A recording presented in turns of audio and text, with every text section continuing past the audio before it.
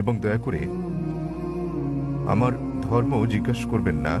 Doctor Naik, আপনি সম্ভবত মুসলিম পরিবারে জন্মগ্রহণ করেছেন, তাই আপনি মুসলমান, তাই আপনি সেটাই অনুমোদন করছেন। যদি আপনি হিন্দু পরিবারে জন্ম নিতেন তাহলে আজ আপনার হিন্দু ধর্ম হতে পারত। এক্ষেত্রে আমি মনে করি চরম জাতি কেন্দ্রিকতা থেকে আপনি ভাবছেন আপনার ধর্ম, সংস্কৃতি, বিশ্বাস ও ধারণা শ্রেষ্ঠ, তাই আপনি বলছেন যে শিখ অথবা আর্য সমাজ বা যে ধর্মেই প্রতিমা পূজা পরিত্যাগ করার কথা বলা হয়েছে সেটি আপনি সমর্থন করেছেন।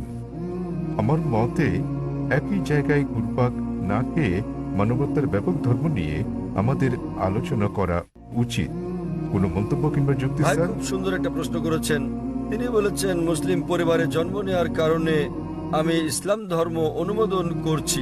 হতে পারতো আমি যদি হিন্দু পরিবারে জন্ম নিতাম তাহলে হিন্দু ধর্মই পছন্দ করতাম আমি, এবং আমি শিখ ধর্ম ও আর্য সমাজকে সমর্থন করি কারণ আমার দৃষ্টিভঙ্গির সঙ্গে তাদের মিল আছে এবং এর আশেপাশে আমি বিচরণ করছি। বরং আমার আরো বৃহৎ পরিসরে কথা বলা উচিত ছিল। খুব ভালো প্রশ্ন হ্যাঁ, ভাই, আমি আপনার সাথে একমত। 19 বছর বয়স পর্যন্ত আমি মুসলমান ছিলাম কারণ আমার পিতা মুসলমান ছিলেন। বয়স 19 বছর হওয়ার পর আমি তুলনামূলক ধর্ম অধ্যয়ন করা শুরু করলাম। এখন আমি ব্যক্তিগত পছন্দে মুসলমান। আর বিশ্বাস করেন, যদি আপনি ইসলামের চেয়ে ভালো কোনো ধর্ম আমাকে দেখাতে পারেন তাহলে আজই আমি সেই ধর্ম গ্রহণ করতে প্রস্তুত আছি। আজই। স্যার, আমি মানবতার ধর্মের কথা বলছি। ভাই আমি বলবো জি জি আমি বলছি যদি কেউ ইসলামের চেয়ে ভালো কোনো ধর্ম তা যুক্তি দিয়ে, বৈজ্ঞানিক তথ্য দিয়ে প্রমাণ করতে পারেন তাহলে আমি গ্রহণ করতে প্রস্তুত আছি। আপনি বলছেন মানবতার কথা। কে মানবতার নামে গ্রন্থ রচনা করেছেন? মহাত্মা গান্ধী। কে লিখেছেন? আপনি জানেন একজন মুসলমান ভালো মুসলমান হতে পারবেন না যদি তিনি ভালো মানুষ না হন। সে কথা সব ধর্মেই বলে। ভাই সব ভাই ধর্মে আমাকে বলে। শেষ করতে দিন। জি স্যার, আপনি এখানে আমার জবাব শোনার জন্য এসেছেন নাকি আপনার মত জানাতে এসেছেন? আমি একটি সুস্থ আলোচনা চাই এবং যৌতুক ভাই, সিদ্ধান্তে পৌঁছাতে চাই। এটা কোনো বিতর্ক প্রতিযোগিতা নয়। হ্যাঁ, একেবারে না। তাহলে আমি আমার কখনো উত্তর বলিনি। শুনুন, উত্তর শোনার পর আপনি মন্তব্য করতে পারেন। ঠিক আছে, আমাকে শেষ করতে দিন। আপনি কথা যোগ করছেন, তার মানে আমার উত্তর আপনি শুনছেন। চালিয়ে যান। শুনুন মনোযোগ দিয়ে। জি। আপনার মনের মধ্যে মহাভারতের কাহিনী চলছে, কি করে শুনবেন? দয়া করে যখন চালিয়ে যান। আপনি আপনার প্রশ্নের সময় কি আমি আপনাকে বাধা দিয়েছিলাম? দয়া করে চালিয়ে যান। আমি কি বাধা দিয়েছি? আপনি বাধা দেননি। দয়া করে চালিয়ে যান। সবকিছু লেখা আছে, প্রশ্ন করতে আসছেন, আমি কিভাবে কি বলেছি? আমি জবাব দিচ্ছি, শুনুন। হ্যাঁ, তাতে এটা কি? আমার জবাব। তাহলে কেন আপনি মন্তব্য করছেন? দয়া করে বলুন স্যার, দয়া করে বোঝার চেষ্টা করুন। আমাকে আপনার উত্তর বলুন। আমার উত্তর শুনলে আপনি বুঝতে পারবেন, অন্যথায় লাখ লাখ মানুষ বুঝলেও আপনি একই প্রশ্নই করে যাবেন। আমি একজন চিকিৎসক। এক ব্যক্তি একা দুটো বিষয়ের প্রতি মনোযোগ দিতে পারে না। উত্তর শুনুন, উত্তর দেওয়া হলে আর সমস্যা থাকবে না। তাহলে আপনাকে বুঝতে হবে আপনি মানবতার কথা বলছেন। আপনি প্রথমেই বলেছেন আমার ধর্ম জানতে চাইবেন না, পরে আপনি বলছেন আমি মানবতার পক্ষে। সর্বপ্রথম আপনি আপনার দৃষ্টিভঙ্গি শনাক্ত করতে লজ্জিত, তারপর আপনি মানবতার কথা বলছেন। আমি আপনার কাছে জানতে চাই মানবতা নামের বইটি কে লিখেছেন? এরকম কোনো বই আছে কি? মানবতার কোনো দিক নির্দেশনা আছে? আমি আপনাকে বলছি ভালো মানুষ না হয়ে একজন মুসলমান ভালো মুসলমান হতেই পারে না। সব ধর্ম বলে না। আমি বলার জন্য দুঃখিত যে আপনি অন্যান্য ধর্মগ্রন্থ অধ্যয়ন করেননি। আমি আপনাকে বলতে পারি, আমি উদ্ধৃতি দিতে পারি বেদ থেকে, অন্য হিন্দু ধর্মগ্রন্থ থেকে, বাইবেল থেকে উদ্ধৃতি দিতে পারি যেগুলো মানবতার বিরুদ্ধে যায়। আমি অন্য ধর্মের সমালোচনা করতে আসিনি। যদি আপনি কোনো ধর্ম অধ্যয়ন করে না থাকেন তাহলে দয়া করে এমন কিছু বলবেন না যে ব্যাপারে আপনার জ্ঞান নেই। কোরআনে বলা হয়েছে ফাসআলু আহলে যিকরি ইন কুনতুম লা তা'লামুন। সূরা নাহল অধ্যায় 16 আয়াত নাম্বার 43, সূরা আম্বিয়া অধ্যায় 21 আয়াত নাম্বার 7। আপনি তুলনামূলক ধর্ম বিষয়ের ছাত্র নন, তাই না জেনে কোনো মন্তব্য করবেন না।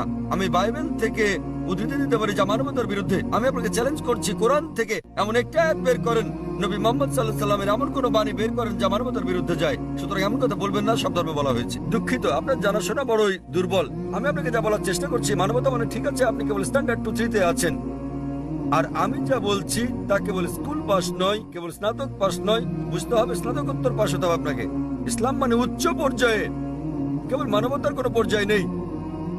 ভালো মানুষ না হলে কোনো মুসলমান ভালো মুসলমান হতে পারবে না। আমি আপনাকে চ্যালেঞ্জ করছি, ইসলামের এমন একটা দিক আপনি বলতে পারেন যা মানবতার বিরুদ্ধে যায়। যৌক্তিক পটভূমি, যৌক্তিক কারণ আপনার জানা না থাকতে পারে ইসলাম কেন এমন অনুশাসন জারি করলো, আর আপনি ভাবতে পারেন সেটা মানবতার বিরুদ্ধে। ঠিক যেমন আপনারা বলেন ডাক্তার আমাকে ইঞ্জেকশন দিচ্ছে, ইঞ্জেকশনে যন্ত্রণা দিচ্ছে, ওই ইঞ্জেকশনটা আপনার ভালোর জন্য।